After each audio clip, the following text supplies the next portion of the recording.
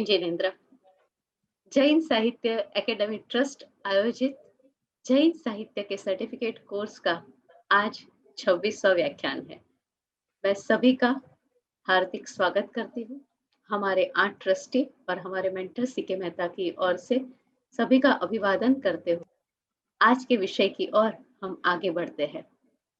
हमारे आज के वक्ता प्रोफेसर डॉक्टर जिनेन्द्र कुमार जी जैन। अभी तो मुझे उनके लिए ये कहना पड़ेगा कि नाम तो सुना ही होगा, क्योंकि हमारे मंच के लिए और हमारे लोगों के लिए ये काफी अभी परिचित हम उनसे काफी परिचित हो गए हैं। थोड़ी सी उनके बारे में बात करने का मोह यहाँ रोक नहीं पाती हूँ। प्रोफेसर जिनेन्द्र कुमार जी जैन उदयपुर के मोहनलाल सुखड़िया विद्यालय में महाविश्वविद्यालय में 2012 से है और काफी शैक्षणिक कार्य करते हुए एक यूनिवर्सिटी ग्रांट कमीशन यूजीसी करके एक संस्था होती है और वहां से मेजर और माइनर रिसर्च प्रोजेक्ट लेना वो अपने आप में बड़ी उपलब्धि है। ये उपलब्धि इसलिए है क्योंकि उसके लिए जो प्रोसीजर है और वो वहाँ टाइटल पास करवाना और सरकार की ओर से वो ग्रांट को लेकर वो मेजर रिसर्च करना, वो बहुत बड़ी बात होती है। और ऐसे प्रोजेक्ट हमारे जिनेन्द्र कुमार जी जैन ने किए हैं। उस प्रोजेक्ट के अंतर्गत हमें कुछ पुस्तक भी उनसे प्राप्त हुई है। उनकी मुख्यत्व जो रुचि है वो प्राकृत भाषा, क्योंकि वो प्राकृत भाषा और जैन विद्या के जो विभाग है उसके अध्यक्ष है, तो मुख्य उनकी रुचि जो है वो प्राकृत विद्या के प्रति, प्राकृत भाषा के प्रति है। और उनके पास से हमें कल मैंने जैसे आपको बताया कि एक अज्ञात कवि की जैसे रचना प्राप्त हुई है, वैसे ही और एक रचना वीरदेव गणी की रचना उनसे प्राप्त हुई है और महिवाल कहा उस रचना का नाम है, जिसका संपादन और हिंदी ट्रांसलेशन उन्होंने किया हुआ है। वैसे ही जब वो लाडनो विश्वविद्यालय में थे तो वहां से जो मैगजीन बाहर पड़ती थी जैन लिटरेचर की, जैन विद्या की, उसके भी संपादक वो हो चुके हैं।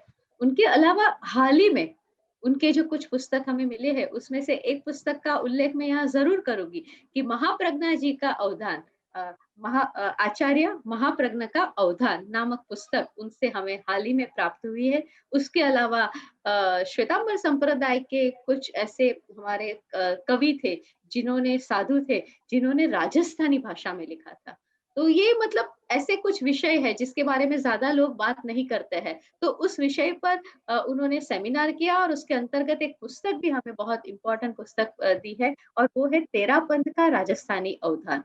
तो ऐसी कई सारी चीजें उनसे मिली हुई है। और एक किताब मुझे ऐसे ही याद आ गई तो उसका भी उल्लेख कर देती हूँ कि कुम्मापुत्र चर्य भी उनसे प्राप्त हुआ है।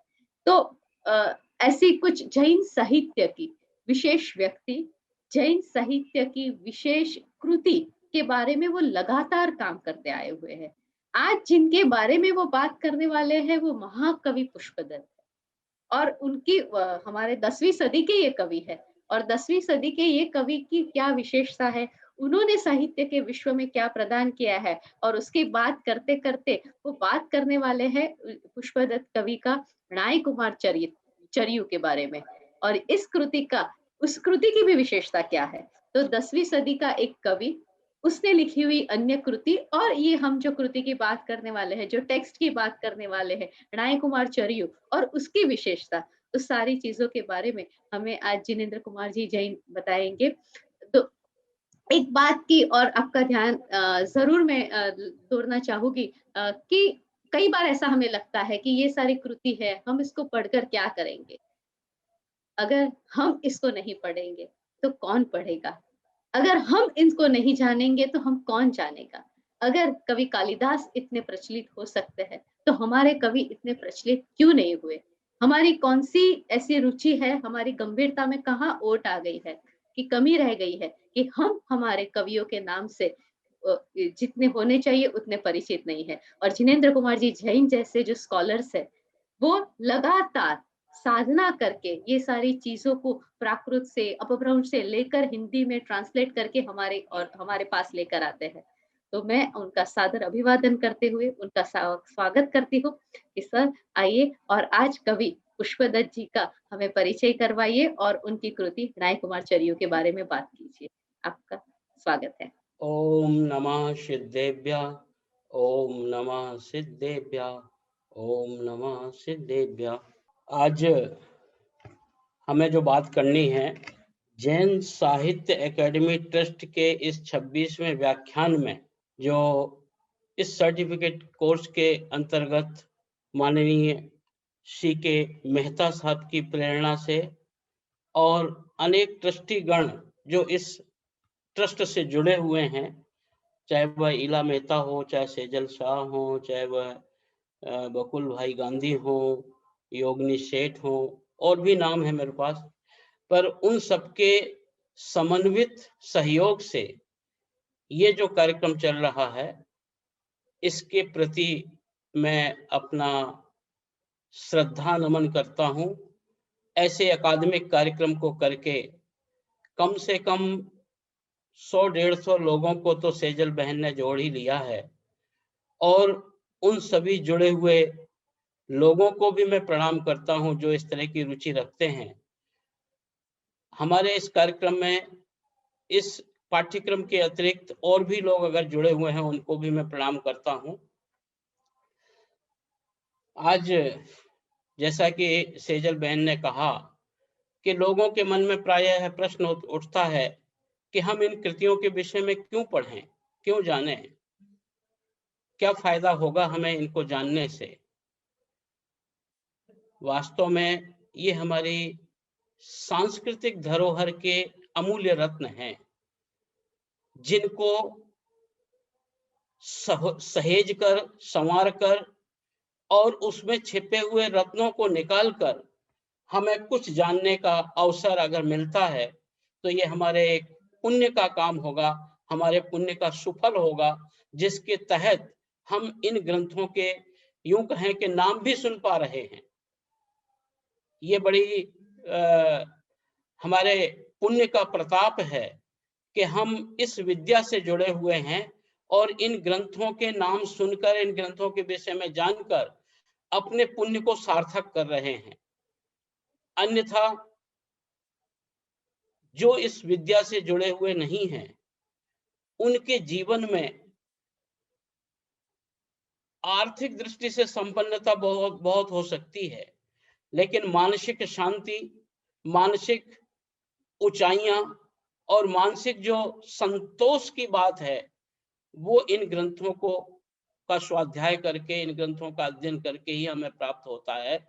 अन्यथा इस तरह के सुकून की बात हम सोच भी नहीं सकते, और शायद यही कारण है कि हम इन विद्याओं से जुड़कर, इन ग्रंथों का पारायण करके, शास्त्रों का अध्ययन करके, स्वाध्याय करके हम कुछ संतोष को प्राप्त करते हैं, उनसे, उन मूल्यों को, रत्नों को निकाल पाकर। निश्चित रूप से यह आचार्य पुष्पदंत, महाकवि पुष्पदंत, जो लगभग 10वीं शताब्दी 972-75 के आसपास तक जिनका टाइम हम स्वीकार करते हैं, ऐसे महाकवि पुष्पदंत, इनको हम आचार्य तो नहीं कह सकते, महाकवि पुष्पदंत ही कहना चाहिए, क्योंकि स्वयंभू के बाद अपभ्रंश साहित्य की अपभ्रंश परंपरा में स्वयंभू के बाद ये बड़े समर्थ रचनाकार हुए। महाकवि स्वयंभू ने अपभ्रंश में जैन रामायण लिखी, जो पौमचर्यु के नाम से प्रसिद्ध है। एक विमल सूरीकृत पौमचर्यम मिलता है, दूसरा जिनसेनकृत संस्कृत में पद्म पुराण मिलता है, और अपभ्रंश में स्वयंभूकृत पौमचर्यु मिलता है। ये रामचरित की एक परंपरा है। ऐसे ही इस परंपरा के बाद के आचार्य में अपभ्रंश के समर्थ कवि के रूप में महाकवि पुष्पदंत का नाम आता है, जो 10वीं शताब्दी में हुए, और उनकी 3 रचनाएं हमें उपलब्ध होती हैं, प्राप्त होती हैं। एक है त्रिषष्टि शलाका पुरुष, जिसका अपर नाम हमें मिलता है महापुराण। उनकी दूसरी रचना है जसहर चर्यु, और तीसरी रचना यह नाय कुमार चर्यु है। प्रथम 63 शलाका पुरुष या महापुराण नामक कृति में आप सभी जानते हैं कि 63 शलाका पुरुष जो हुए, उनका वर्णन उसमें दिया हुआ है। 24 तीर्थंकर, 12 चक्रवर्ती, 9 बलभद्र, 9 नारायण, 9 प्रतिनारायण, ऐसे मिलाकर जो 63 शलाका पुरुष बनते हैं, उनका जीवन चरित्र उसमें दिया हुआ है। और ये बड़ी महत्वपूर्ण रचना है जो 3 भागों में भारतीय ज्ञानपीठ से प्रकाशित हुई। दूसरी रचना इनकी जसहर चरियु है, जिसका नाम यशोधर चरित हम हिंदी में कहें, यशोधर चरित। और यह कृति उनके द्वारा जो रची गई, ये अहिंसा धर्म की प्रतिष्ठापना की दृष्टि से रची गई। जो हम अपने साहित्य में, कथाओं में जो हमें उल्लेख मिलता है कि आटे की मुर्गी बनाकर जो बलि देने की परंपरा कहीं कहीं कथाओं के माध्यम से हमें प्राप्त होती है, उस कृत्य का, उस बलि को देने का जो कृत्य है, उसका भी फल कैसे व्यक्ति जन्म जन्मांतरों तक भोगता है, उस कथा के माध्यम से, जसहर चरियु के माध्यम से, यह अहिंसा प्रधान कथा जो अहिंसा के फल को बताने वाली है, ऐसी यह कथा जसहर चरियु है। और तीसरी रचना उनकी है नाय कुमार चरियु। आप देखें, जसहर चरियु हो, नाय कुमार चरियु हो, अथवा पद्म चरियु हो, अंत में ऊ शब्द लगा हुआ है, चरियु। और ये ऊ शब्द जो है वो उकार बहुला भाषा अपभ्रंश का प्रतीक है। जो अपभ्रंश भाषा में साहित्य लिखा गया, अपभ्रंश की प्रवृत्ति है उकार बहुला होना। तो यह कृति भी अपभ्रंश में लिखी गई। अपभ्रंश भाषा में प्राकृत की जो परवर्ती बाद की जो अवस्था है, प्राकृत भाषा की जो अंतिम अवस्था है, जिसके बाद फिर हिंदी का विकास हमारे समाज में हो गया, तो ऐसी अंतिम अवस्था, प्राकृत की अंतिम अवस्था को हम अपभ्रंश कहते हैं।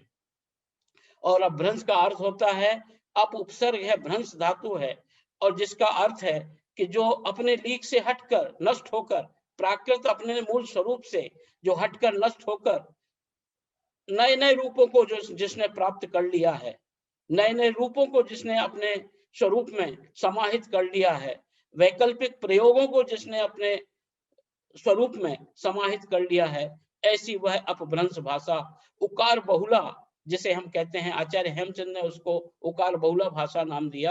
आभीरी भी कहते हैं, देशज भी कहते हैं, ऐसे अनेक नाम हैं, अवहंस, अवहट्ट, इस तरह के नाम भी मिलते हैं। तो ऐसी अपभ्रंश भाषा में लिखी यह नाय कुमार चरियु नामक कृति हमारे इस महाकवि पुष्पदंत की एक रचना है, तीसरी रचना, जिसका संपादन डॉक्टर हीरालाल जैन ने 1972 में किया और यह भारतीय ज्ञानपीठ से प्रकाशित हुई। मैंने कल अपने अर्ध कथानक वाले व्याख्यान में एक बात कही थी कि कलकत्ता के छोटेलाल जैन के द्वारा उस अर्ध कथानक की एक प्रति नाथुराम प्रेमी जी को प्राप्त हुई थी। ऐसे वो छोटेलाल जैन और वहां पर इस जो हमारे विद्वान हैं, आज तो नहीं है, लेकिन जो विद्वान वहां थे, बनर्जी साहब, SR बनर्जी, वो हमेशा कहते थे कि जैन साहित्य पर इतना काम हो चुका है कि अगर हम 200 साल तक आगे काम ना करें तब भी वह काम कम नहीं पड़ेगा।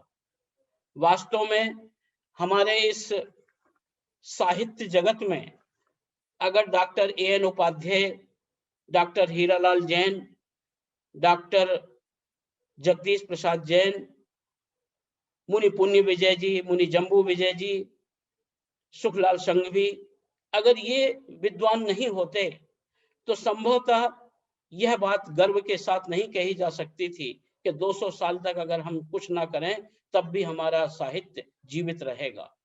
लेकिन इस परंपरा के विद्वानों ने जब यह काम किया तो वास्तव में ऐसा लगता है, मैंने एक जीवनी पढ़ी डॉक्टर हीरालाल जैन की, जिन्होंने इस ग्रंथ का संपादन किया, नाय कुमार चरियु का। जब वो सठ खंडागम जैसे महान ग्रंथों का संपादन कर रहे थे, उस समय उनको डिक्शनरी की जरूरत पड़ी।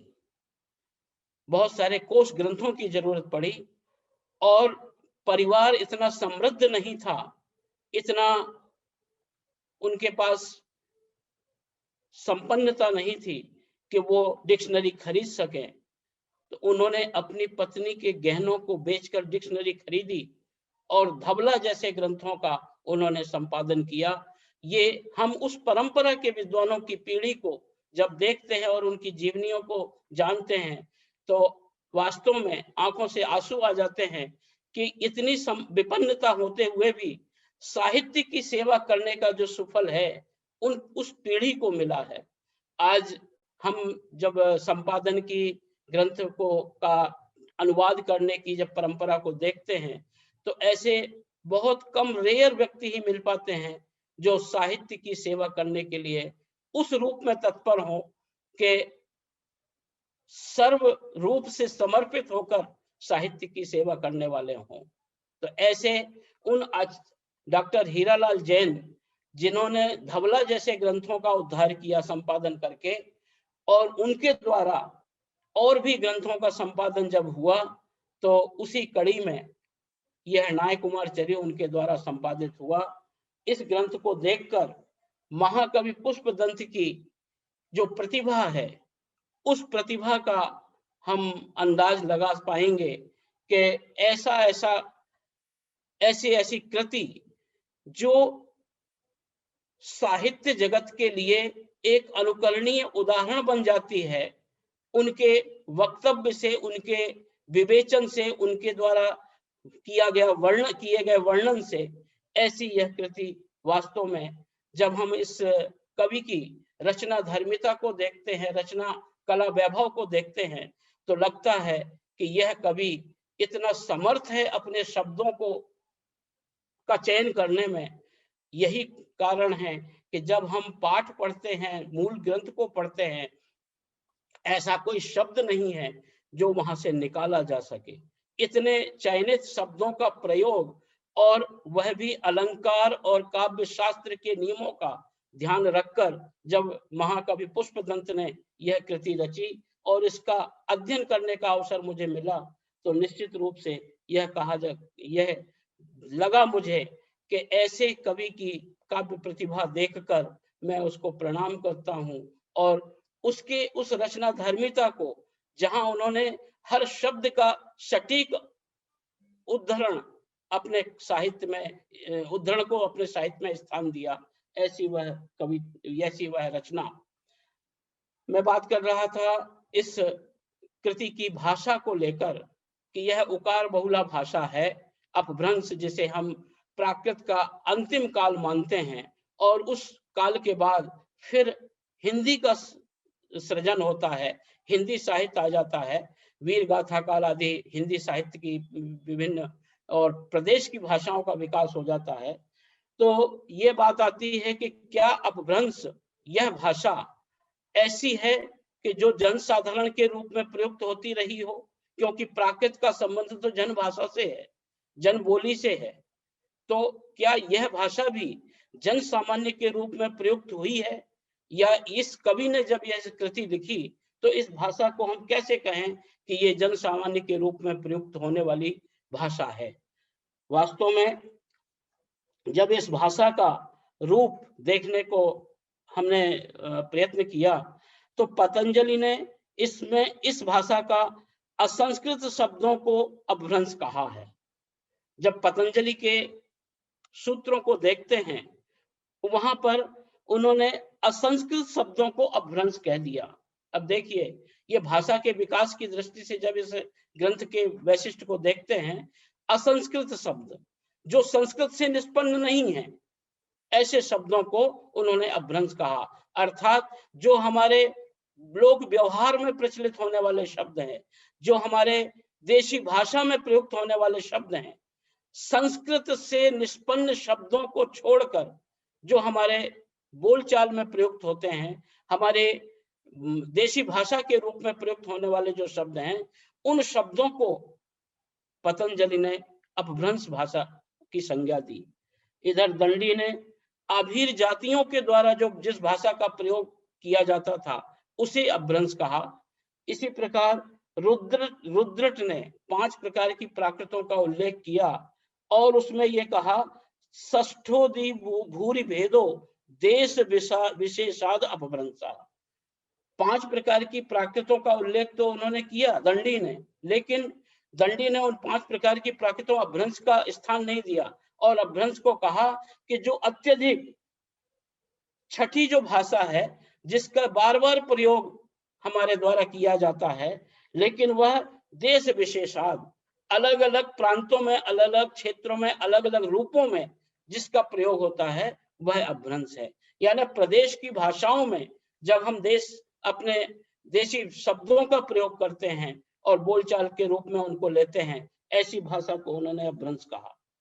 मार्कंडेय ने 27 प्रकार की अपभ्रंशों का उल्लेख किया। ऐसे बहुत सारे रचनाकार हैं जिन्होंने ये कहा कि ये भाषा अपभ्रंश है।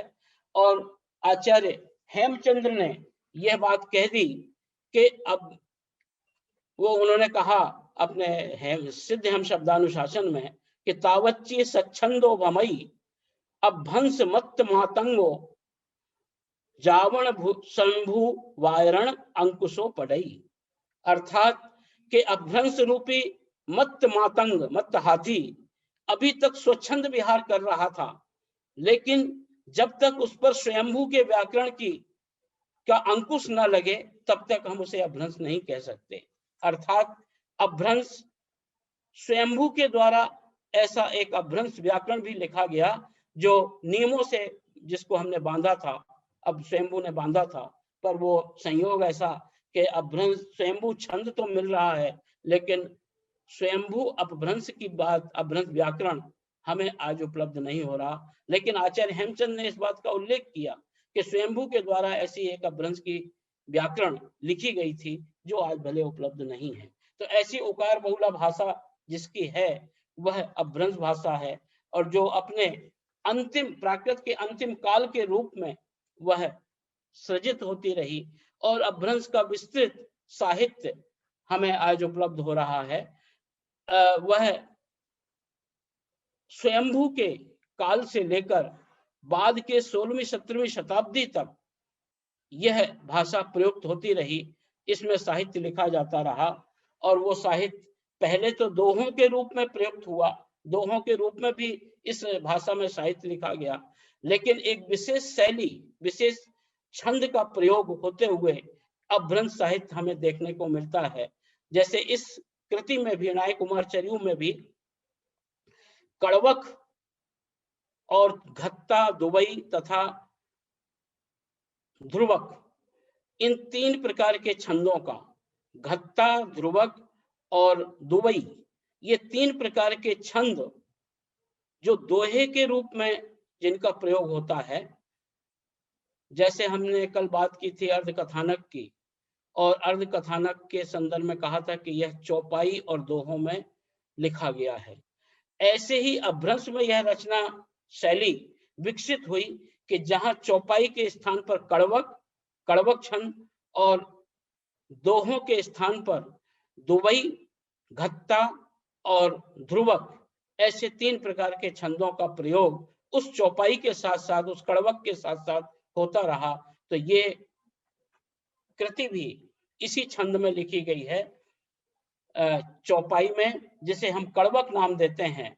और वह चौपाई या कड़वक जिसे कहना चाहिए, कड़वक शैली में कड़वक उसे कहते हैं कि जो कुछ पद्यों का, जो चौपाई की तरह कुछ पद्यों का संग्रह करके ये 3 प्रकार के जो छंद है, घत्ता, दुबई और ध्रुवक, इनका प्रयोग आदि में, मध्य में अथवा अंत में जब किया जाता है, ऐसी शैली अपभ्रंश में हमें देखने को मिलती है, उसे ही कड़वक शैली कहते हैं।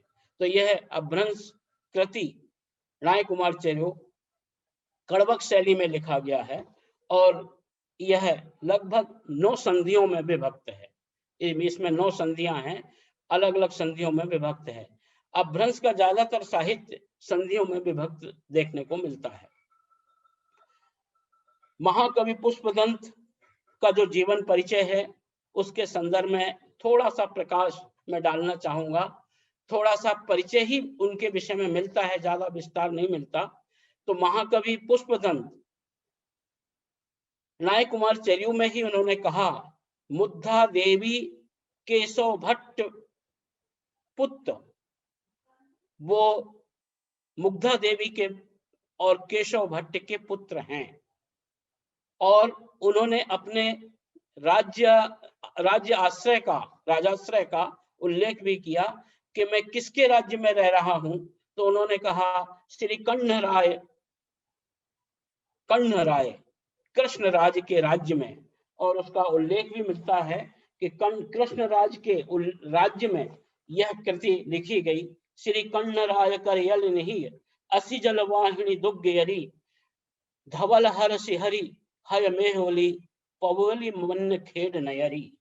मन्य खेड नयरी, मान्य खेट नामक नगर में ऐसे महाकवि पुष्पदंत जो कृष्णराज तृतीय कृष्णराज के राज्य में मान्यखेट नगर में उन्होंने राजाश्रय प्राप्त किया और उन कृष्णराज के राज्य में इन्होंने अपना साहित्य साधना की। यहाँ रहकर उन्होंने इन ग्रंथों की रचना की।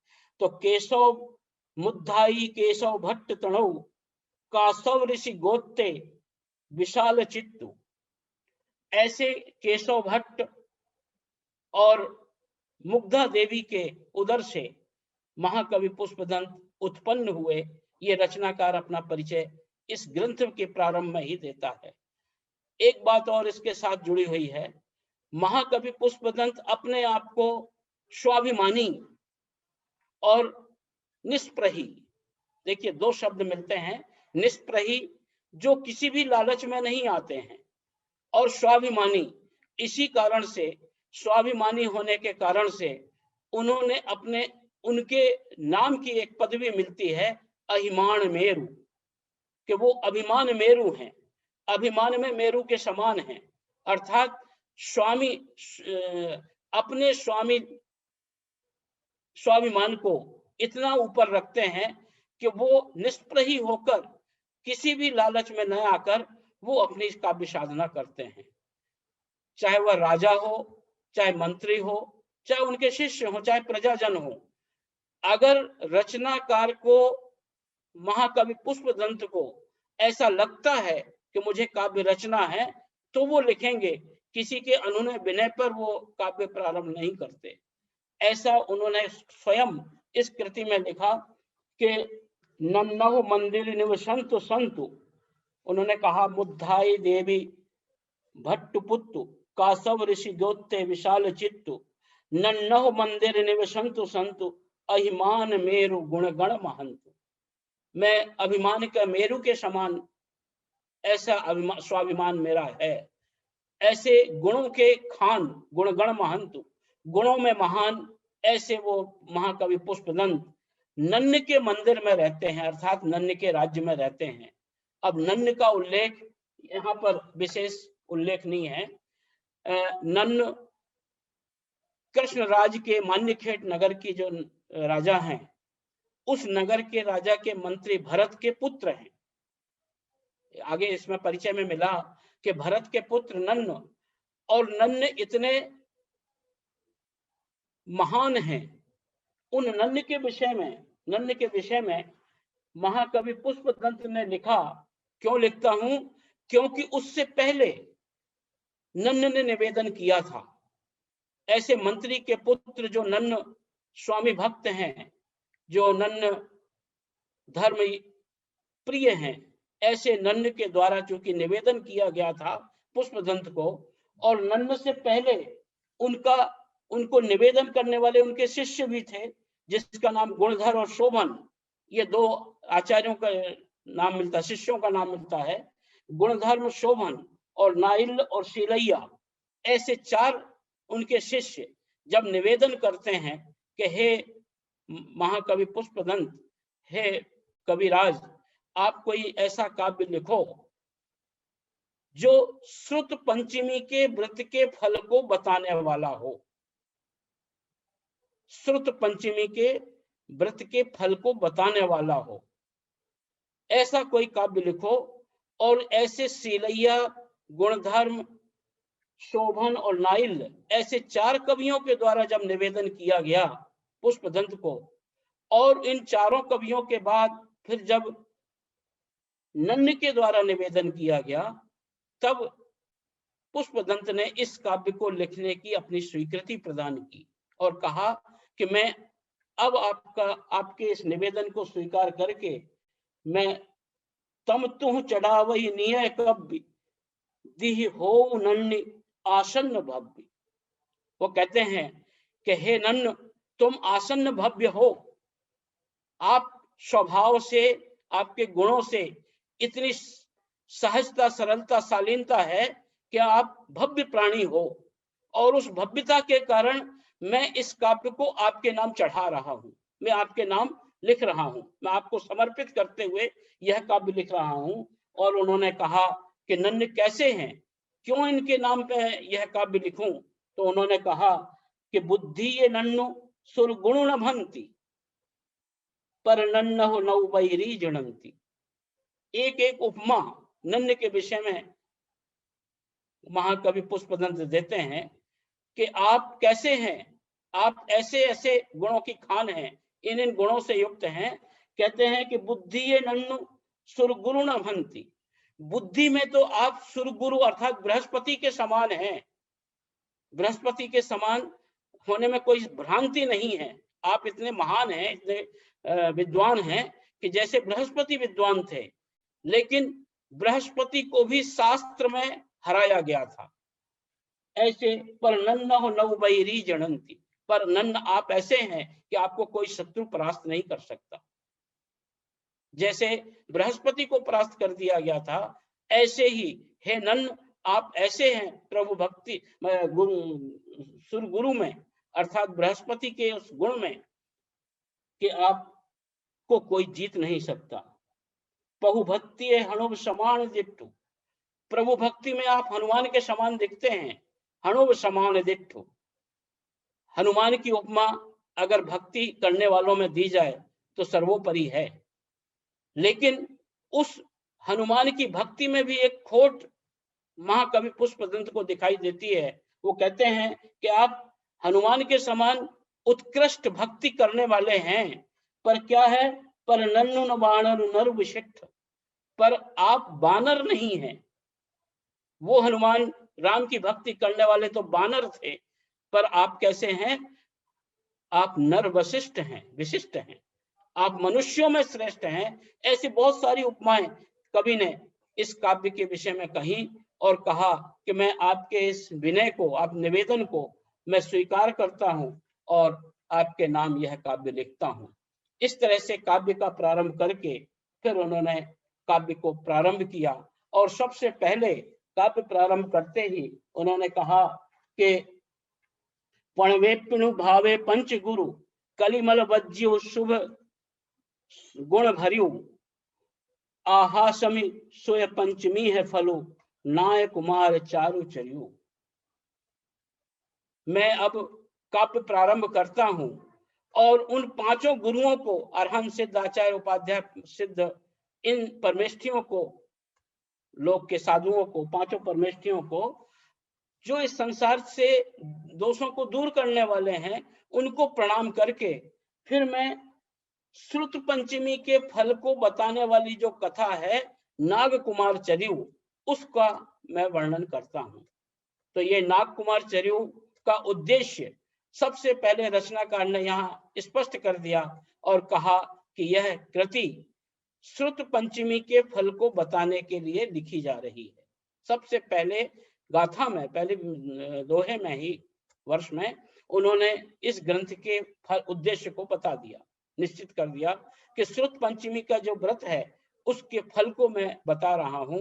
यह नाग कुमार जो इसका नायक है, वह अपने जीवन में, जब कथा आगे बढ़ती है तो अपने जीवन में श्रुत पंचमी का व्रत रखता है और उस व्रत के फल स्वरूप उसको कई राज्यों का राज्य मिलता है, कई राज पुत्रियों के साथ विवाह करने का सुयोग बनता है, और उस सुयोग में, उस राज्य कन्याओं से विवाह करने के सुयोग में अनेक तरह की संपत्तियों का वह स्वामी बन जाता है। लेकिन अंत में चूंकि यह जो कृति है जस हर चर्यु तो अहिंसा प्रधान फल को बताने के लिए लिखी है उन्होंने, और यह कृति वैराग्य के फल को बताने के लिए लिखी। इस कृति में वैराग्य का फल बताया गया है कि जैसे श्रुत पंचमी व्रत के को करने से हम संसार से विरक्त हो जाते हैं, मुक्त हो जाते हैं और मोक्ष को धारण करने का एक उपक्रम करते हैं, अधिकृत हो जाते हैं, ऐसे इस ग्रंथ में संसार से वैराग्य होने का एक मार्ग प्रशस्त किया कि जिस तरह नायक ने अपने जीवन में श्रुत पंचमी व्रत का पालन किया और अनेक तरह के संसार के भोगों को अनेक राजकन्याओं के साथ विवाह रचाकर वहां की संपत्ति को का स्वामी बनकर इस संसार के वैभव को उन्होंने भोगा, लेकिन उस वैभव को भी भोग कर उन्होंने संसार से विरक्त होकर और मोक्ष को प्राप्त किया इस नायक ने। ऐसी यह कथा वैराग्य प्रधान कथा है। सबसे पहले रचनाकार की काव्य प्रतिभा को जब हम देखते हैं तो नमस्कार करते समय मंगलाचरण के रूप में उन्होंने सबसे पहले सरस्वती देवी को प्रणाम किया। वाग देवी सरस्वती जो शास्त्र की देवी है, ज्ञान की देवी है, ऐसी सरस्वती। लेकिन वह सरस्वती यहाँ पर जो वर्णन उन्होंने किया, देखिए बड़ा सुंदर विवेचन किया है, और विवेचन करते समय उन्होंने श्लेष अलंकार का प्रयोग किया है। श्लेष अलंकार, श्लेष अलंकार का मतलब हुआ कि शब्द का प्रयोग तो एक या दो बार होता है, लेकिन उस शब्द के कई अर्थ निकलते हैं, एक से अधिक अर्थ जहां निकलते हो वहां श्लेष अलंकार होता है। शब्द का प्रयोग एक बार अथवा एक से अधिक बार हो, पर हर बार अर्थ अलग अलग निकले, एक ही शब्द के अर्थ भिन्न भिन्न निकले, वहां श्लेष अलंकार होता है।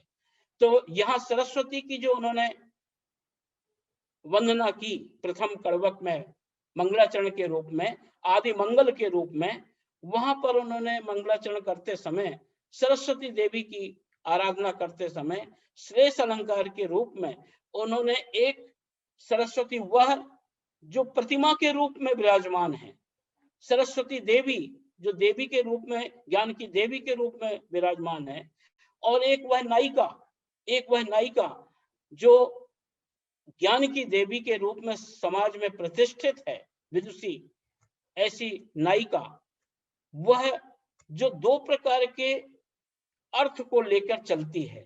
जैसे सरस्वती प्रतिमा के रूप में दो अर्थ निकलते हैं, ऐसे ही उस नायिका के साथ भी उसको प्रणाम किया है। यानी ज्ञान की देवी सरस्वती प्रतिमा के रूप में और ज्ञान की देवी साक्षात नायिका के रूप में उन्होंने इस मंगलाचरण में किया। एक पंक्ति को मैं बोल के आगे बढ़ूंगा। दुबिहा लंकारे विफुरंती लीला कोमलाइम पणाइम दिनती। देखिए कितना सुंदर वर्णन है। दुबिहा लंकारे विफुरंती, जो दो प्रकार के अलंकारों से सुशोभित है, ऐसी देवी पसियौ महु देवी मणोहि राम, ऐसी वह देवी मुझ पर प्रसन्न हो। कौन सी देवी? जो दो प्रकार के अलंकारों से युक्त होती है। एक नायिका के रूप में अगर हम अर्थ लें तो नायिका जो आभ्यंतर गुण और बाह्य गुण, जिसके आभ्यंतर भी गुण अलंकारों से युक्त हैं और बाह्य गुण, ऐसी वह नायिका जो दो प्रकार के गुणों से, आभ्यंतर और बाह्य गुणों से सुशोभित है, ऐसी वह नायिका रूप वह सरस्वती। और दूसरी वह प्रतिमा रूप सरस्वती, जो प्रतिमा अलंकारों से युक्त है, अनेक प्रकार के, विभिन्न प्रकार के अलंकार जिसके शरीर में, जिस मूर्ति के प्रतिमा के रूप में सजाए गए हैं, ऐसी वह प्रतिमा रूप सरस्वती। तो दुबिहा अलंकारे विफुरंती, दो प्रकार के अलंकारों से जो चमक रही है, और लीला कोमलाइम पयाम दिनती, जो इस शास्त्र रूपी नायिका में, इस शास्त्र की रचना में लीला पयाम, लीला युक्त, अनेक प्रकार के हाव भाव से युक्त, लीला, लीला का मतलब अनेक प्रकार की क्रियाएं, तो जो अनेक प्रकार की क्रियाओं के रूप में, हाव भाव के रूप में, जो अपने कोमल कोमल पदों से, पद का मतलब यहाँ शब्द भी है और उस नायिका सरस्वती देवी के चरण भी हैं कि जिस नायिका, जिस सरस्वती के बड़े कोमल पद हैं, कोमल पैर हैं, और ऐसी वह काव्य रूपी देवी, यह शास्त्र रूपी काव्य रूपी नायिका देवी, जो सुंदर सुंदर पदों के संयोजन से जिसकी रचना मेरे द्वारा की जा रही है। इस तरह से बहुत बहुत सुंदर वर्णन इस कवि ने यहाँ पर किया है। तो ऐसे सुंदर सुंदर पदों का प्रयोग कवि के द्वारा करना उसकी रचना धर्मिता को बताता है। महाकवि पुष्पदंत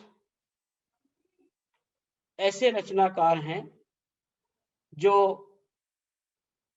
अपने परंपरा से, अपनी पैतृक परंपरा से जिन्होंने ज्ञान को प्राप्त किया। ऐसा कहा जाता है कि उनके पितामह और उनके पिता दोनों ही ब्राह्मण परंपरा से संबंध रखते थे, लेकिन प्रारंभिक जीवन काल में ये शैव मतावलंबी थे, लेकिन बाद में फिर इन्होंने जैन धर्म को स्वीकार किया। ऐसा उल्लेख मिलता है कि ये जैन धर्म भले ब्राह्मण परंपरा के थे, लेकिन जैन धर्म को इन्होंने अंगीकार किया। अनेक प्रकार के उल्लेख महाकवि पुष्पदंत के संबंध में कहे जा सकते हैं। जैसा मैंने कहा, महाकवि पुष्पदंत की 3 रचनाएं मिलती हैं, और उन तीनों रचनाओं को अगर हम देखें तो तीनों रचनाएं इतनी सुंदर रचनाएं हैं कि जिनमें हम एक एक रचना को अगर लें तो बड़ा अच्छा वर्णन, बहुत सटीक वर्णन जो हमारे समाज के यथार्थ चित्रण को बताता है, ऐसी कृतियां, ये तीनों कृतियां हमारे सामने आज उपलब्ध हैं। महाकवि पुष्पदंत की यह रचना णाय कुमार चरियो, जो 9 संधियों में विभक्त है, इसमें 9वीं संधि अनेक दृष्टि से समृद्ध है। 9वीं संधि जो है उसमें अनेक दृष्टि से समृद्ध इसे इसलिए कह रहे हैं कि वहां धर्म दर्शन का विस्तार से वर्णन किया गया है। धर्म और दर्शन, इन दोनों चीजों का विस्तार से वर्णन किया, और यूं कहना चाहिए कि रचनाकार अपने स्वमत को प्रतिष्ठापित करने के लिए अनेक जो हमारी भारतीय दार्शनिक परंपराएं हैं, धार्मिक क्रियाएं हैं, उन पर आक्षेप लगाता है, और ये कहता है कि जो अनेक प्रकार की परंपराएं दर्शन के संदर्भ में हमें जो मिलती हैं, उनमें अनेक प्रकार की जो परंपराएं हैं वो दार्शनिक जगत में शाश्वत कैसे हो सकती हैं। दार्शनिक जगत में उन परंपराओं को हम शाश्वत कैसे कह सकते हैं। इसीलिए उन्होंने एक एक दर्शन को लेकर उन्होंने बात की और कहा कि ऐसी ऐसी जो मान्यताएं अलग अलग दर्शनों की हैं, वो दार्शनिक परंपराएं जैन दर्शन के इन सिद्धांतों के सामने सही नहीं प्रतीत होती। कैसे सही नहीं प्रतीत होती? 9वां जो संधि है उसके संदर्भ में मैं कहूं कि उन्होंने कहा, वैदिक दर्शन के संदर्भ में कहा कि महाकवि पुष्पदंत ने णाय कुमार चरियो में यज्ञ की हिंसा का निषेध किया। जो यज्ञ में हिंसा होती है, जो हम बलि देते हैं, उसके संदर्भ में उन्होंने कहा कि यज्ञ की हिंसा, मांस भक्षण और रात्रि भोजन को पुण्य का बंद कारण कैसे कह सकते हैं, जबकि अन्य परंपराओं में, दूसरे परंपराओं में इन सब चीजों को करने का विधान किया जाता है। लेकिन जैन परंपरा की दृष्टि से उन्होंने कहा कि हिंसा तो हिंसा है, चाहे वह कैसी भी हिंसा हो। जैसा कि उन्होंने एक ग्रंथ ही लिख दिया, आटे के मुर्गे की बलि देने के फलस्वरूप जो नायक है वह उस आटे की बलि, मुर्गे की बलि देता है और जन्म जन्मांतरों तक उस बलि के जो फल है वो भोगता रहता है। तो इस तरह से यज्ञ की हिंसा हो अथवा मांस भक्षण की बात हो, जब हम इन वैदिक परंपराओं के सिद्धांतों को देखते हैं तो वहां यह बात आती है कि इन चीजों को हम पुण्य का कारण कैसे कह सकते हैं।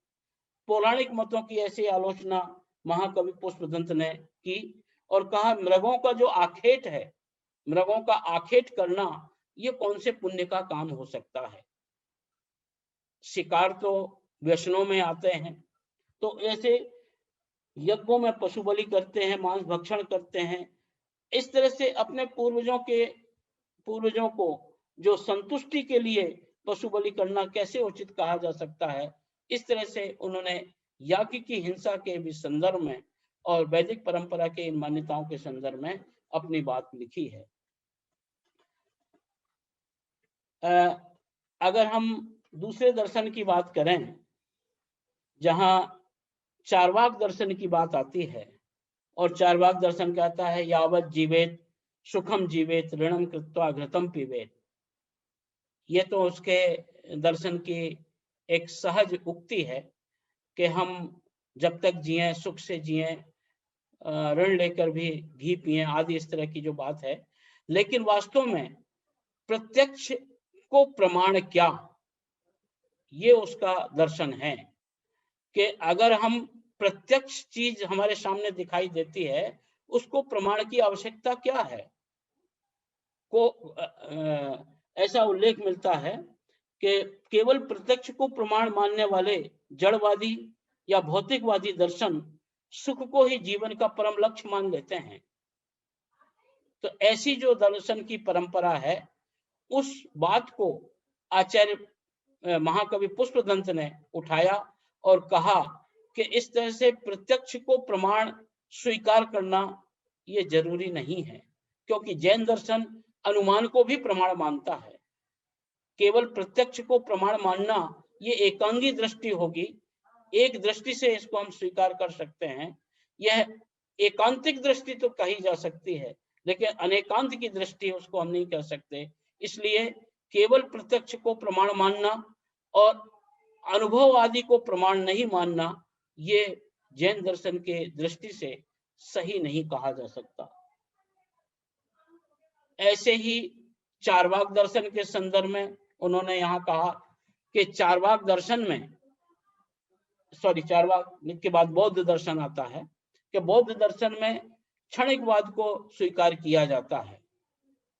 बौद्ध दर्शन क्षणिकवाद को स्वीकार करता है और क्षणिकवाद के अनुसार एक एक जो द्रव्य है वो क्षण मात्र ही उसकी सत्ता को स्वीकार करते हैं, आत्मा की सत्ता को भी वो अनित्य मानते हैं।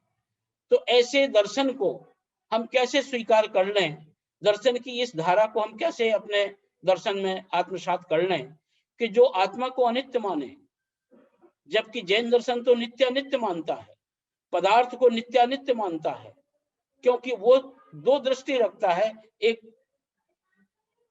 पर्यायार्थिक दृष्टि, एक निश्चयात्मक दृष्टि, एक द्रव्य की दृष्टि, एक पर्याय की दृष्टि। तो जब हम द्रव्य और पर्याय के रूप में वस्तु के स्वरूप को ग्रहण करते हैं, वहां फिर हम बौद्ध दर्शन के इस क्षणिकवाद को कैसे स्वीकार करें।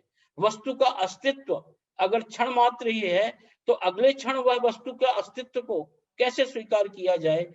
इस तरह से दर्शन की विभिन्न मान्यताओं को आचार्य महाकवि पुष्पदंत ने नौवीं संधि में उठाया है।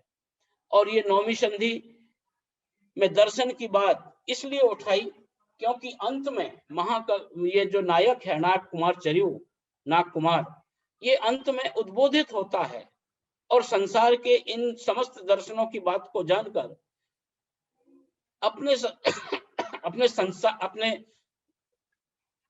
संसार को ही छोड़ देता है, संसार से ही वैराग्य धारण कर लेता है। तो इस तरह नौवीं जो संधि है वह धर्म दर्शन की दृष्टि से बहुत महत्वपूर्ण है। मैं नौवीं संधि के इस बात को यहीं विराम देता हूं। और भी चीजें हैं, चाहे वह सांख्य दर्शन की बात हो, प्रकृति पुरुष की बात हो, चाहे वह वैशेषिक दर्शन में अभाव की बात हो, जो मुख्य मुख्य तत्व हैं, जो अन्य अन्य परंपराओं के जो मुख्य मुख्य तत्व हैं, उन तत्वों को वहां कवि पुष्पदंत ने उठाया है और ये कहा कि इस चीज को हम कैसे एक्सेप्ट करें। हमारी जो दार्शनिक परंपराएं हैं उन दार्शनिक परंपराओं के एकांगी दृष्टि को हम स्वीकार नहीं कर सकते जब तक कि जैन दर्शन की शाश्वत धारा के आधार पर उसको सटीक तौला न जाए, चाहे वह निश्चय न्याय की दृष्टि से वह सार्थक प्रतीत होती हो या पर्यार्थिक न्याय की दृष्टि से प्रतीत होती हो।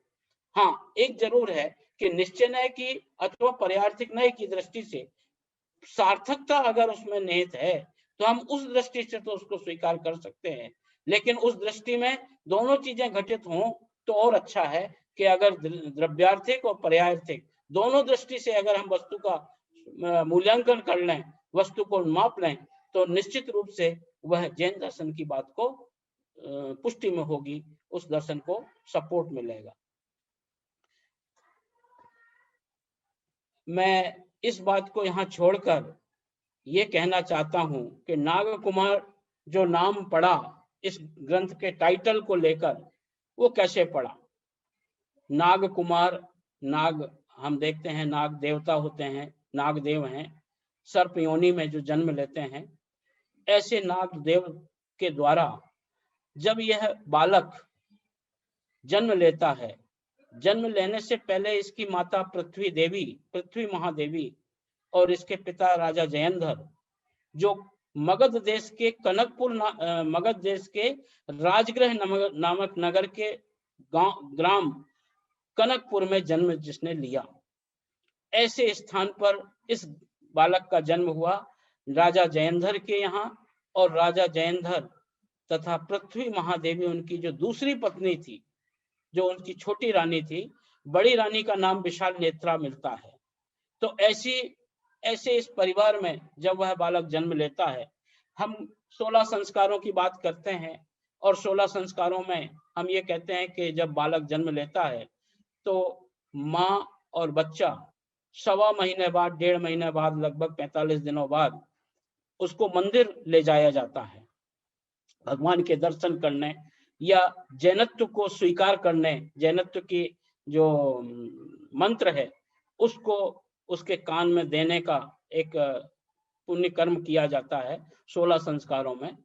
तो जब यह बालक जन्म लेता है और उसके ठीक 45 दिनों बाद जब यह नामकरण का संस्कार होता है, तब उस पृथ्वी महादेवी और राजा जयंधर बालक को लेकर अपने पूरे परिषद के साथ, अपने पूरे प्रजा के साथ, जनता के साथ वो मंदिर को जाते हैं, मंदिर में भगवान की भक्ति करने, और वहां मंदिर जाकर इस बालक को दर्शन कराते हैं।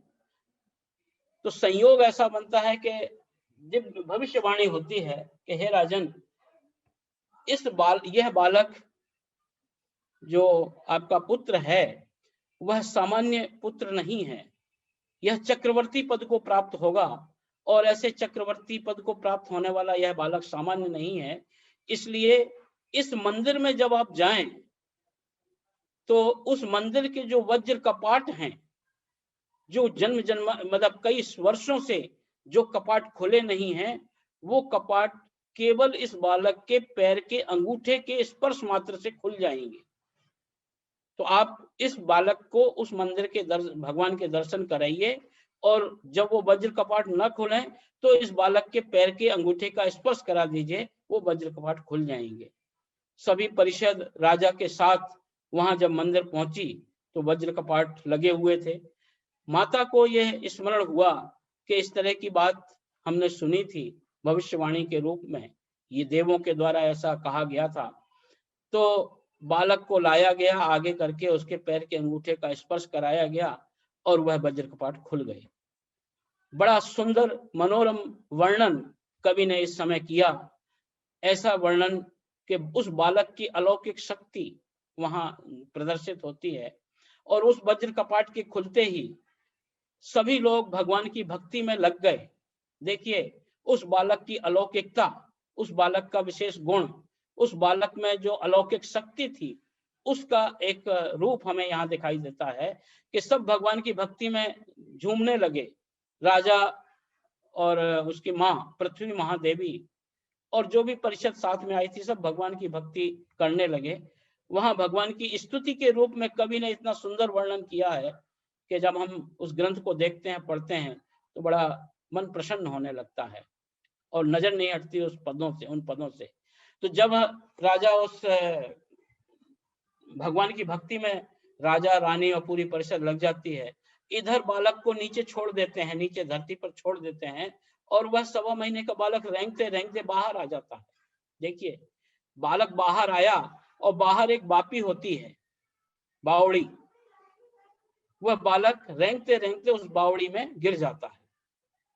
वो उस बावड़ी में जब वह गिरता है तो वहां पर उस बावड़ी के जो नागदेव हैं वो उस बालक की रक्षा करते हैं, और उस बालक की रक्षा करते समय ऐसा दृश्य लगता है जैसे कृष्ण भगवान का उदाहरण, कृष्ण के कालिया हद का, कालिया द्रह जो उन्होंने उसका वध किया था कालिया का, ऐसा दृश्य वहां मनोरम होता है कि ये 1.25 महीने का बालक उस कालिया के फण पर, उस नागदेवों के फण पर खड़ा होकर मानो नृत्य कर रहा हो। इतना सुंदर वर्णन वहां कवि ने किया, और नागदेवों के द्वारा अपने फण पर उसको उस बालक को बैठा लिया गया और उसकी रक्षा की गई। बालक जब राजा रानी को वहां नहीं मिले तो बड़ा हाहाकार मचा, और बालक को ढूंढते ढूंढते सब लोग बाहर तक आए, और वहां पर महाकवि पुष्पदंत का नाम प्रजाबंधुर नाम मिलता है। राजा ने उस नायक का, उस बालक का नाम प्रजाबंधुर मतलब प्रजा का भाई ऐसा नाम रखा, और नागदेवों ने उसका नाम नाय कुमार रखा। तो इस घटना के आधार पर इस कृति का जो नामकरण है वो सार्थक प्रतीत होता है कि नागदेवों के द्वारा रखा गया नाम उस बालक का प्रसिद्ध हो गया, और राजा के द्वारा रखा गया नाम तो वो घर पर ही चला होगा, पता नहीं। लेकिन इतना जरूर है कि नाग कुमार चरित्र जो लिखा गया वह टाइटल उस नाग कुमार की वह घटना जो वापी में गिरने की बात आती है और नागदेवों के द्वारा उसकी रक्षा की जाती है, उससे जुड़ी हुई है। ये है घटना, एक प्रमुख घटना जो नागदेवों के द्वारा उसकी रक्षा की।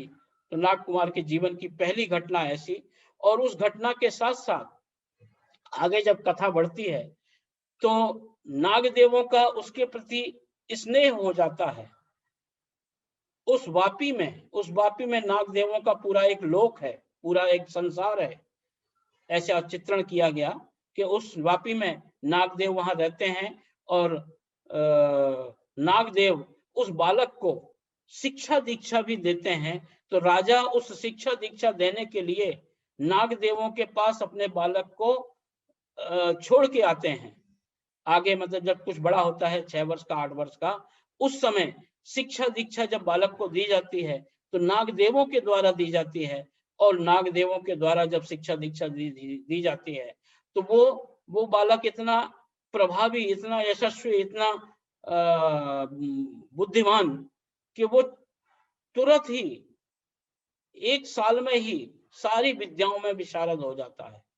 तो 1 वर्ष में वो सारी विद्याओं को ग्रहण करके, उसमें उल्लेख आता है गणना का, रूप का, वैष्णव आदि का, और शिक्षा का, कला का, ज्योतिष का, ऐसी समस्त विद्याएं उसने ग्रहण कर ली 1 वर्ष में, और सारी विद्याओं को ग्रहण करके राजा पुनः अपने बालक को अपने राज्य में लाता है। मैंने पहले ही कहा था कि यह जो पृथ्वी महादेवी इसकी माँ है वह छोटी रानी है, और एक बड़ी रानी है में मुख्य रानी जो पहले राजा की थी उसका नाम विशाल नेत्रा मिलता है।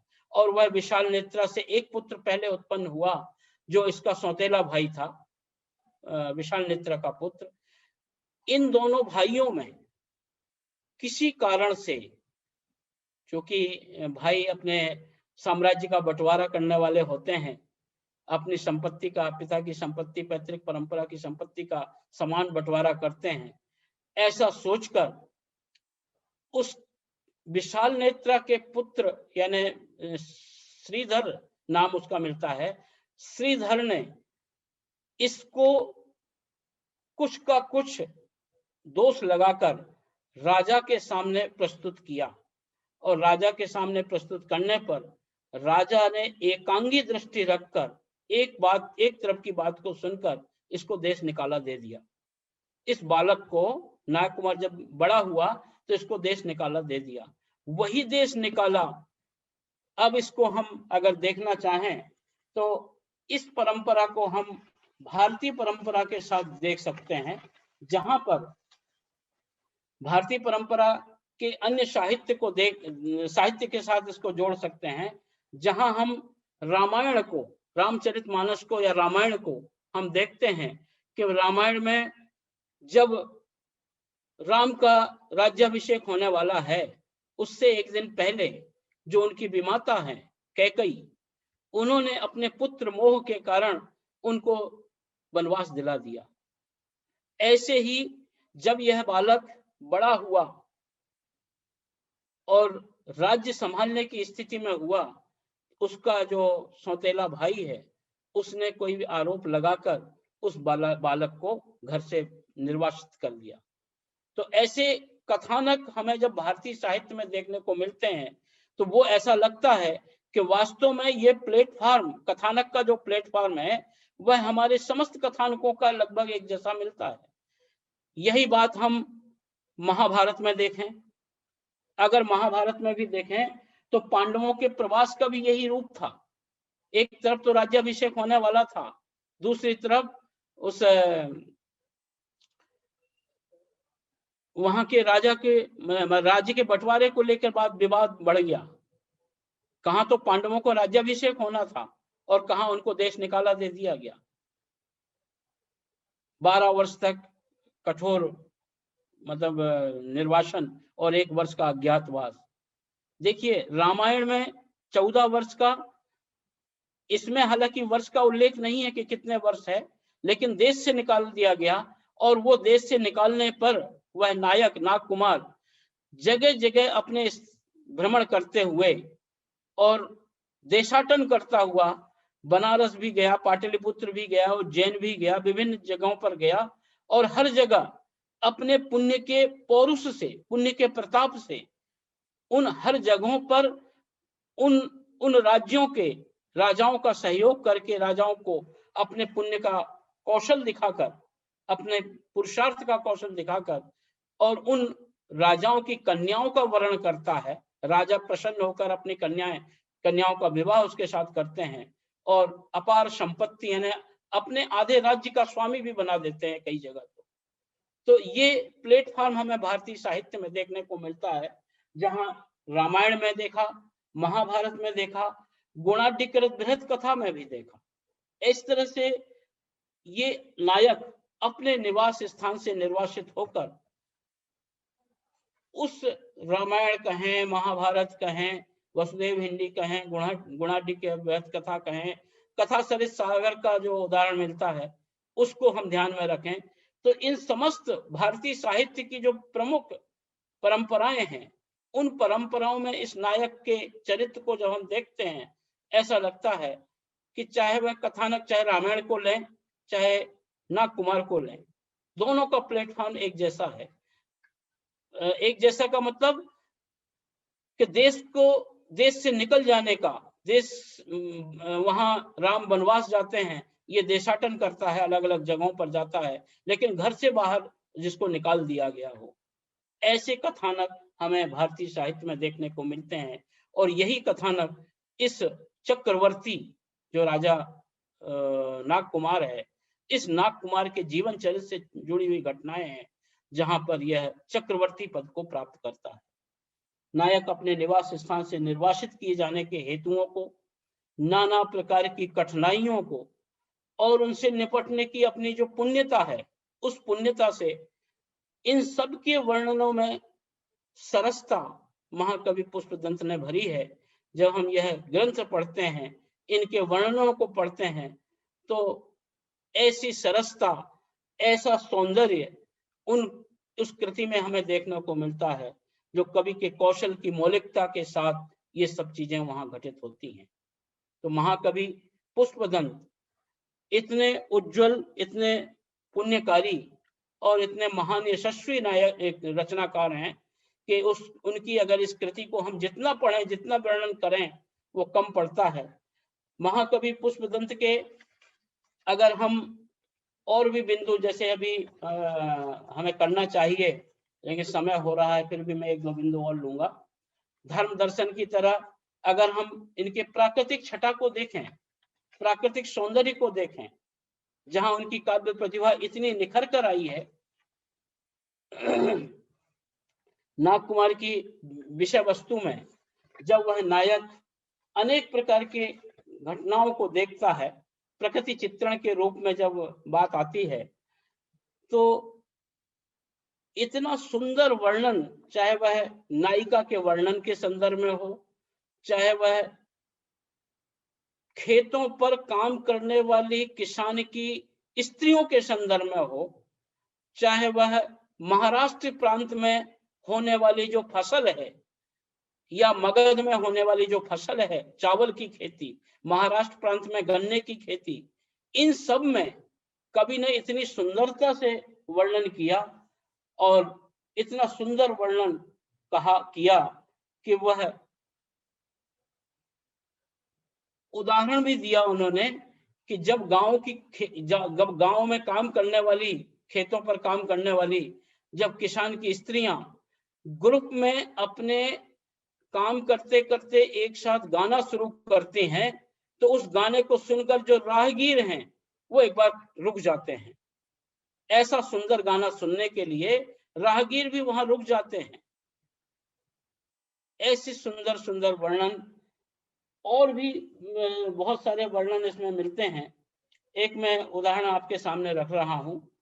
तही पूर्वरुणा में राय गिहु कणयर रयण कोड़ी हिम घड़ियु बलिवंद धरंत सुर वहीम नम सुर नयरु गयण पड़ियो।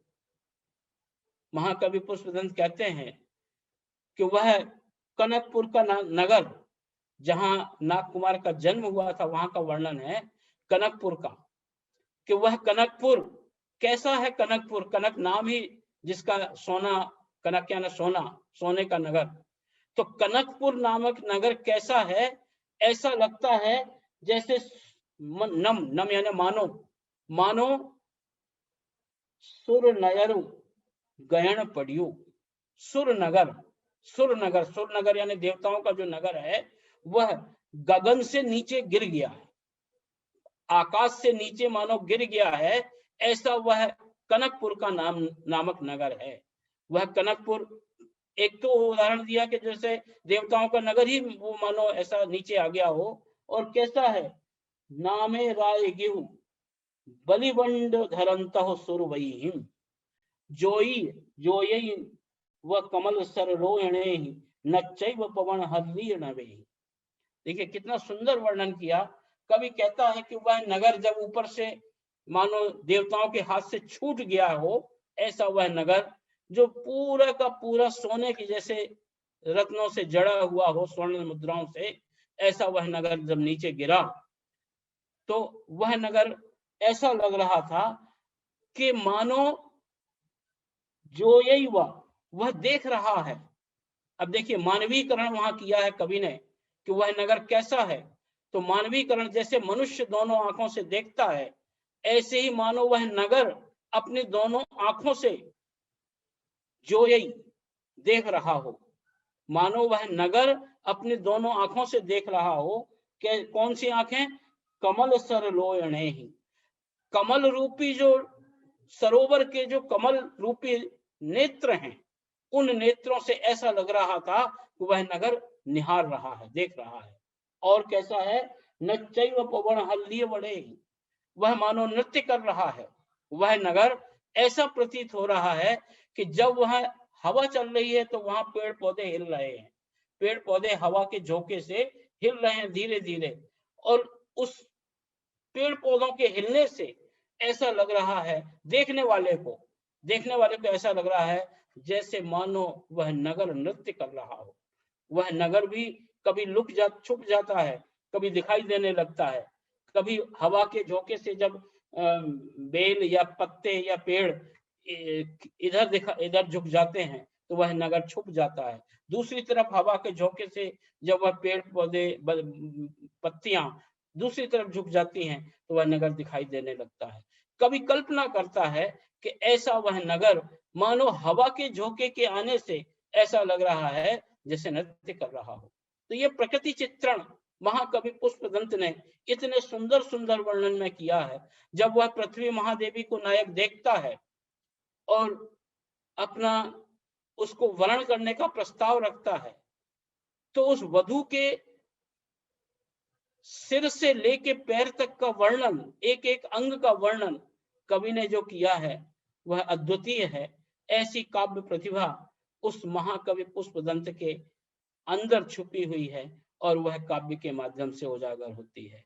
और बिंदु भी हैं जिनको मैं यहाँ पूरा मानता हूं कि पूरा हो गया है, समय भी हो गया है।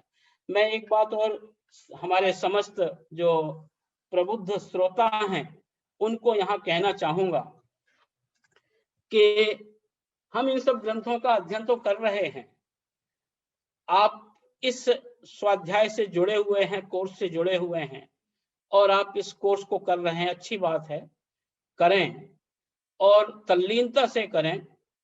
और मैं तो ये चाह रहा हूं कि किसी न किसी कृति का उद्धार भी आपके द्वारा हो, किसी न किसी कृति का संपादन आपके द्वारा हो, ट्रांसलेशन आपके द्वारा हो, उस पर किया गया शोध अनुसंधान या रिसर्च जो भी है वो स्वाध्याय के रूप में ही सही, लेकिन इस तरह का शोध आप सभी के द्वारा जितना यथासंभव जो कर सकें उनके द्वारा किया जाना चाहिए।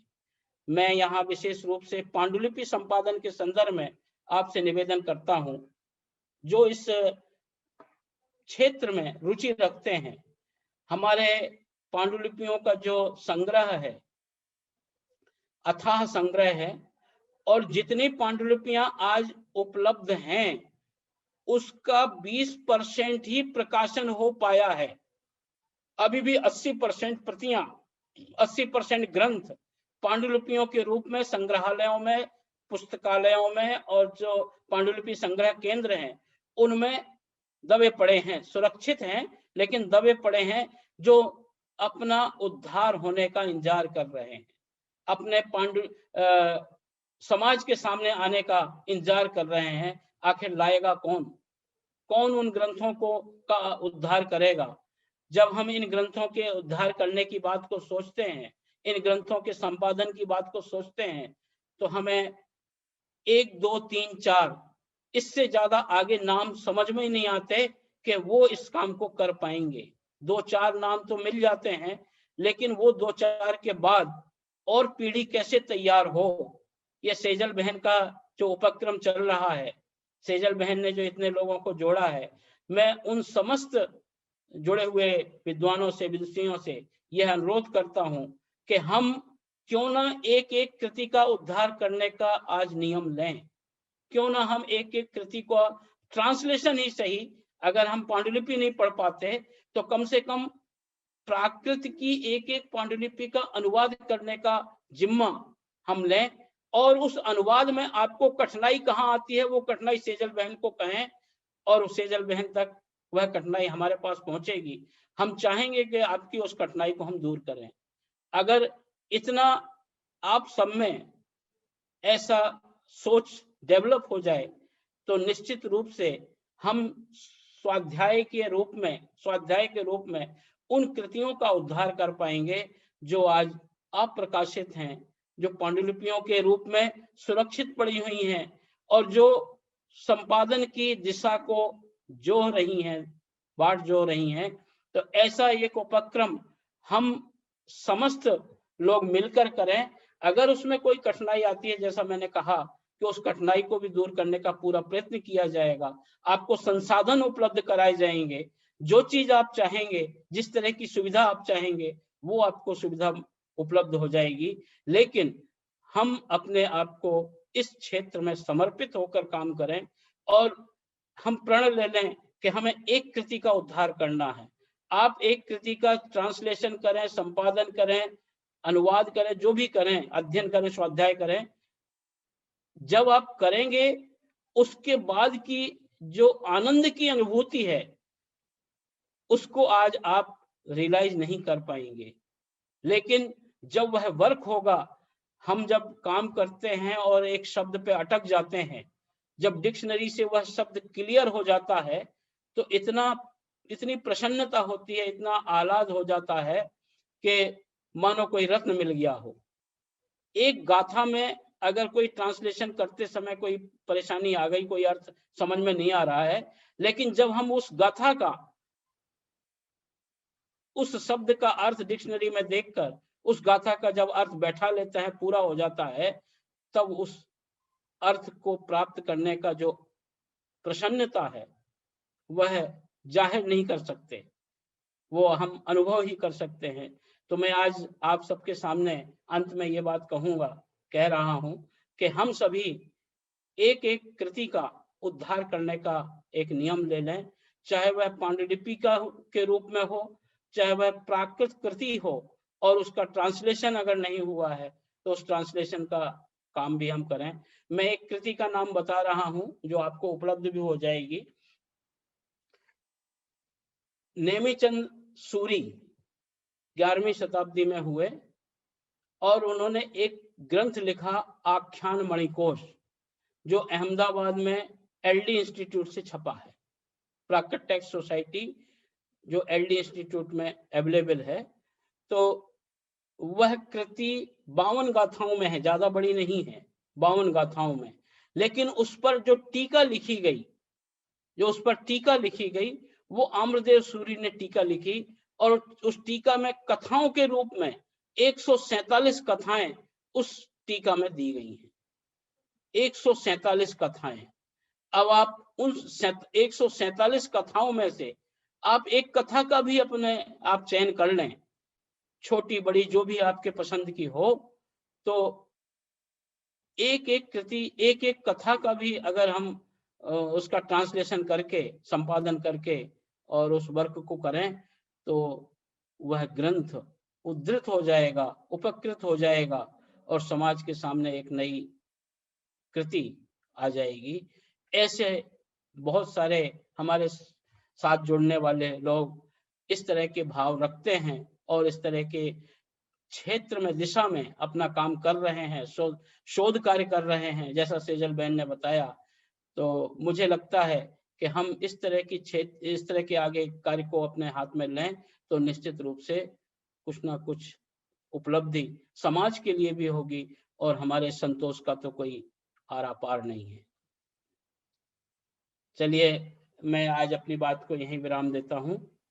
बहुत ही अच्छा रहा जिनेंद्र कुमार जी। मैं ये कहूंगी कि आज मेरे संतोष का भी आरा पार नहीं है। बहुत ही अच्छी बात आपने बताई सर।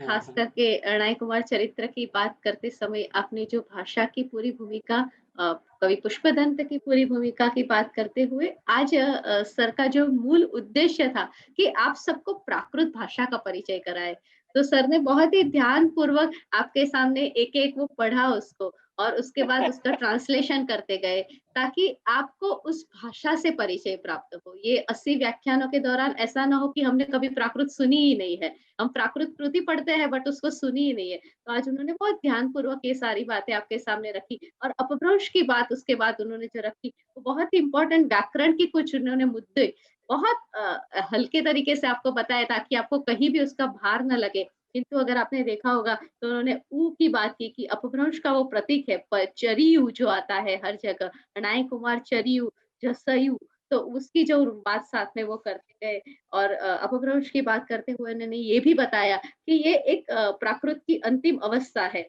और वहां से फिर हिंदी भाषा की शुरुआत होती है। वैसे वहां से गुजराती की भी शुरुआत होती है, हर प्रादेशिक भाषा की शुरुआत प्रदेश वहां की से भाषाएं आ जाती हैं।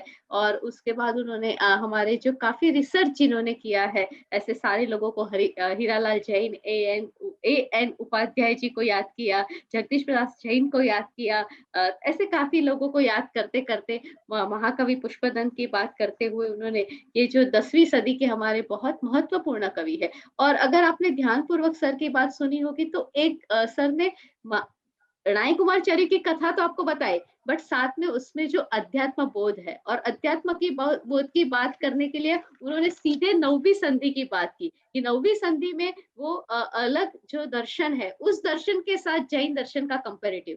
सो एक तरफ वो ये ग्रंथ कितना महत्वपूर्ण है कि एक और हमें ये ग्रंथ में अन्य दर्शन के साथ हम जैन दर्शन का कंपैरिजन भी कर सकते हैं, और दूसरी तरफ ये ग्रंथ में हम प्रकृति को भी पाते हैं, अपनी पौराणिक कथाओं को भी पाते हैं। तो कितना कुछ एक ग्रंथ पाकर हमें मिल जाता है। सिर्फ जैन दर्शन का परिचय नहीं, किंतु इंडियन माइथोलॉजी का भी एक परिचय हमें प्राप्त होता है, और एक साहित्यिक गुणवत्ता भी इस कृति की किस तरह की है उसकी बात भी उन्होंने बहुत विस्तार से बताई। और मुद्दे को वो इस तरह जोड़ रहे थे कि जैसे वो पूरी एक माला बन रही थी, और अंत में हमें प्राप्त होता है तो पता चलता है कि वो इतनी सारी बातें प्राप्त हुई है।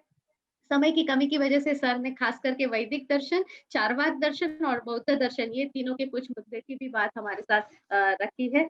सर आज कुछ ज्यादा सवाल नहीं है, किंतु एक दो सवाल आए हैं उसके प्रति मैं आपका ध्यान जोड़ती हूँ। एक सवाल सर यहाँ पूछा है उन्होंने कि प्राकृत और अपभ्रंश के बीच में कोई विशिष्ट भेद है क्या? निश्चित डिस्टिंक्ट भेद कह सके ऐसा? भेद, व्याकरणात्मक भेद तो स्वरूप की दृष्टि से है, क्योंकि जब हम भाषा की बात करते हैं तो उसमें व्याकरण विधान, विभक्तियों का प्रयोग, शब्द रूपों का, क्रिया रूपों का प्रयोग पृथक पृथक है। लेकिन अपभ्रंश में जो विशेष पर्टिकुलर जो भाषा है उसकी विशेषता यह है कि वह एक विभक्ति के अतिरिक्त दूसरी विभक्ति में, तीसरी विभक्ति में ऊ का प्रयोग ज्यादा हो जाता है, और वो प्रयोग उकार बहुला होने के कारण ये समझ पाना, एक सामान्य व्यक्ति के लिए समझ पाना कि इसमें कौन सी विभक्ति है, ये थोड़ी कठिनाई होती है। लेकिन जब हम गहराई से जाते हैं तो वहां समझ में आ जाता है कि ये ऊ का प्रयोग क्रिया रूपों में है और ये रूप संज्ञा रूपों में है। संज्ञा रूपों में भी कौन सी विभक्ति में ये ऊ का प्रयोग है, जबकि प्राकृत में ऊ का प्रयोग बहुत कम है और केवल आज्ञार्थक प्रयोग में ज्यादातर मिलता है। जहां हम विधि आज्ञा के प्रयोग करते हैं, वर्तमान काल, भविष्य काल, भूतकाल, इनमें कहीं प्रयोग नहीं मिलता। लेकिन अपभ्रंश में क्रिया रूपों में भी मिलता है और संज्ञा रूपों में भी मिलता है। इसीलिए उकार बहुला भाषा इस भाषा का नाम, इसका पहचान ये है। जी सर। और एक सवाल ये पूछा है कि ये जो कथा है नाई कुमार चरियो, वो हमारे पास इसलिए श्रुत पंचमी की पूजा के बारे में उसका जो है, तो श्रुत पंचमी पूजा का वर्णन किया गया है क्या इसमें? नहीं, पूजा की विधि इसमें नहीं बताई गई है, पूजा की विधि नहीं है। पूजा की विधि तो जो पर्व की किताबें हैं उसमें मिल जाएगी। एक्चुअल श्रुत पंचमी क्या है? जो द्वादशांग है उसकी पूजा करना है। श्रुत किसे कहते हैं? जो श्रुत है हमारे पास द्वादशांगी के रूप में है, अंग आगम है, उपांग है, या ये छेद सूत्र हैं, यही श्रुत है। तो श्रुत के रूप में हम जब पूजा करते हैं शास्त्रों की, वही श्रुत पूजा है। इसमें भी कोई अलग से कोई विधि ऐसे नहीं बताई गई, लेकिन उस नायक के द्वारा श्रुत का आराधन किया गया है, वही पूजा के रूप में है। तो जो हम द्वादशांगी की पूजा करते हैं, और द्वादशांगी की पूजा के लिए श्रुत पंचमी जो दिन आता है, शायद वैशाख में समथिंग आता है, तो श्रुत पंचमी के दिन, जेठ या वैशाख में आता है, श्रुत पंचमी के दिन हम द्वादशांग की पूजा करें। और ये पूजा विधि जो है वो पूजा विधि हमें जैन पर्व की किताबों में मिलेगा, न कि नाई कुमार चरियो में। Thank you sir. और सर एक अंतिम सवाल ये भी आया है, विमल सूरी जी के बारे में ये सवाल है जिसका उल्लेख आपने पौंचर्य के संदर्भ में किया था कि क्या विमल सूरी जी इंडियन माइथोलॉजी को समझने वाले एक पायोनियर कहे जा सकते हैं क्या? बिल्कुल बिल्कुल कहे जा सकते हैं, क्योंकि उन्होंने जब जैन रामायण लिखी उससे पहले प्रदेश रामायण तो पहले से ही थी, रामचरितमानस बाद में लिखा गया। जो तुलसीदास जी ने लिखा वो बाद का है, 16वीं शताब्दी का है, लेकिन रामायण संस्कृत में लिखी हुई पहले थी। तो इसका तात्पर्य मैं तो ये समझता हूँ कि जब हम किसी कृति को लिखना प्रारंभ करते हैं, उस ट्रेडिशन को भी हम देखते हैं। तो विमल सूरी ने निश्चित रूप से रामायण को देखा होगा, लेकिन रामायण को देखने के बाद ही उन्होंने उसमें जो भी हमारे जैनत्व के संदर्भ डालने हैं जैन दृष्टिकोण उसको कैसे देना है, ये उन्होंने तब किया होगा। तो इतना जरूर है कि रामायण उनके सामने रही होगी, रामायण का उन्होंने अध्ययन किया होगा, और इसीलिए कुछ चीजों में समानता भी मिलती है। ऐसा नहीं है कि हम रामायण को ध्यान में रखें और पद्मचरियम को, पद्मचरितम को, चाहे वो संस्कृत का हो या प्राकृत का हो, अपभ्रंश का हो, विमल सूरी ने जो लिखा वो पौमचरियम लिखा, तो पौमचरियम के रचनाकार विमल सूरी के सामने भी रामायण रही होगी, उन्होंने उसको देखा होगा, स्वाध्याय किया होगा। इसीलिए बहुत कुछ प्रसंगों में समानता भी मिलती है, लेकिन जहां जैनत्व की बात हमें रचनाकार को डालनी होती है, उन प्रसंगों में अंतर तो देखने को मिलता ही मिलता। Thank you sir. और एक छोटा सा अंतिम सवाल मुझे व्हाट्सएप पे किसी ने पूछा है कि स्वयंभू और पुष्पदंत ये दोनों एक ही समय के नहीं, एक समय के नहीं है। एक लगभग 8वीं शताब्दी के आसपास स्वयंभू का टाइम आता है, और 10वीं शताब्दी 972 ईस्वी ये मान्यखेट नगर को जो उल्लेख आया है, मान्यखेट नगर को हर्ष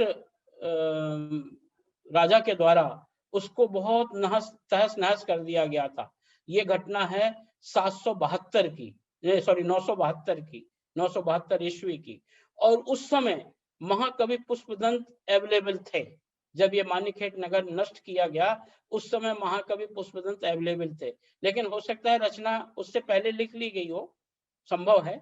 रचना के लेखन का एक्यूरेट समय उल्लेख नहीं है, पर महाकवि पुष्पदंत उस समय अवेलेबल थे, ये उस ग्रंथ के आधार पर हमें पता चलता है।